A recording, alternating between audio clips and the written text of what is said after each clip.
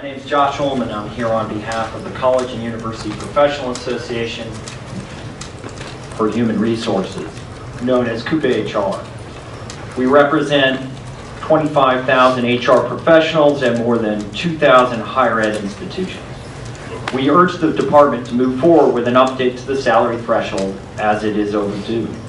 With respect to setting the salary threshold, we believe DOL should follow historical precedents and guidance provided by the Judge Mazan and set the minimum salary threshold at a level that tends to screen out only those employees who, by virtue of their compensation, obviously will not meet the duties test. The formula used by DOL to set the threshold in 2004 not only meets this criteria, but also has been previously field tested on the U.S. economy, giving it a distinct advantage over other options. This approach also has the widespread support among higher education HR leaders, with 84% of those responding to the 2017 CUPA-HR CHRO survey indicating that DOL should set the new salary level by updating the 2004 level. We believe DOL should apply the 2004 methodology rather than using inflationary adjustments for several reasons. First, the department has historically avoided using inflationary measures to adjust the salary level and instead has relied on formulas. We see no reason to deviate from that approach now. Second, determining the best inflationary measure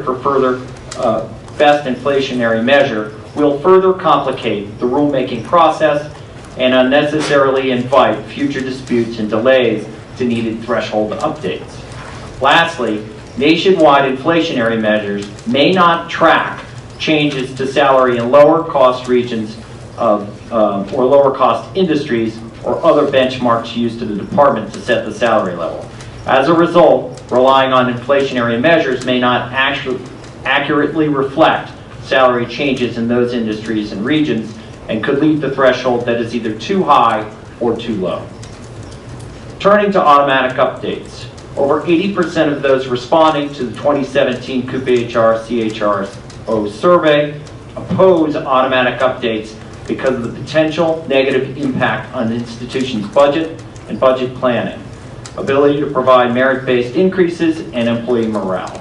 This is consistent with data from our 2015 survey, which found 86.6% of CUPA-HR members said automatic increases would cause morale issues as a result of reclassification, wage compression, and limits on merit-based increases. 91% automatic increases would negatively impact their budgets, and 63.6% said it would negatively impact their ability to engage in financial planning. For these reasons, we do not believe that DOL has the authority to, and because we do not believe DOL has the authority to impose automatic updates, we continue to urge DOL to continue with its past practice of updating the regulations appropriately through notice and comment rulemaking.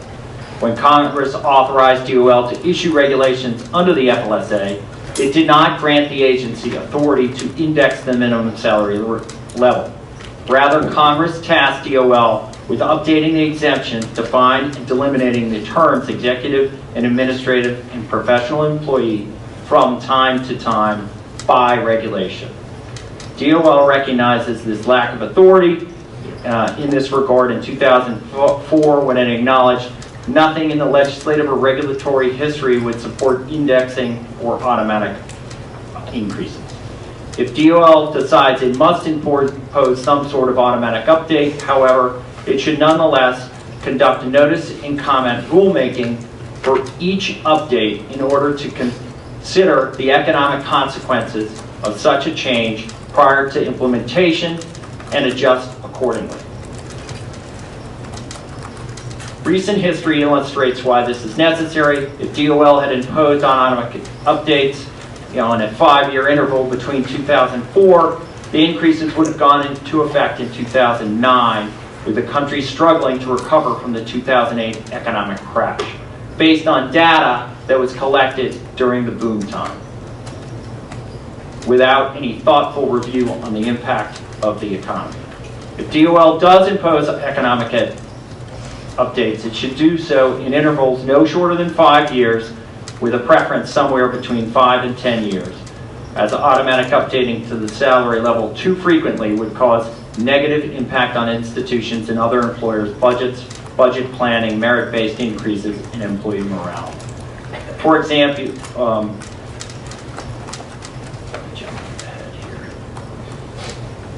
finally, we believe DOL should not vary the salary level for region or administrative professionals or executive employees or tamper with the duties test.